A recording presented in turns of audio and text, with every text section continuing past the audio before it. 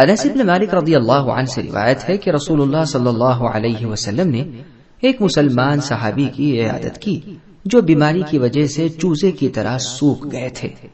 رسول اللہ نے ان سے فرمایا، تم کچھ دعا کیا کرتے تھے یا اللہ سے کچھ سوال کیا کرتے تھے؟ وہ بولے، ہاں، میں یہ کہا کرتا تھا کہ اے اللہ، جو کچھ آپ مجھ کو آخرت میں عذاب کرنے والے ہیں وہ دنیا ہی میں کر لیجئے۔ رسول اللہ صلی اللہ علیہ وسلم نے سن کر فرمایا، سبحان اللہ، اللہ کی ذات تو پاک ہے، تم میں اتنی طاقت کہاں ہے کہ اللہ کا عذاب سہ سکو؟ تم نے یہ کیوں نہ کہا، اللہم آتنا فی الدنیا حسنہ، اے اللہ ہمیں دنیا میں بھی بھلائی عطا فرمائیے، وفی الآخرۃ حسنہ، اور آخرت میں بھی بھلائی عطا فرمائیے، وقنا عذاب النار، اور ہمیں آگ کے عذاب سے بچائیے۔ پھر رسول اللہ صلی اللہ علیہ وسلم نے ان کے لیے اللہ تعالیٰ سے عافیت کی دعا کی تو اللہ تعالیٰ نے انہیں شفا عطا فرما دی۔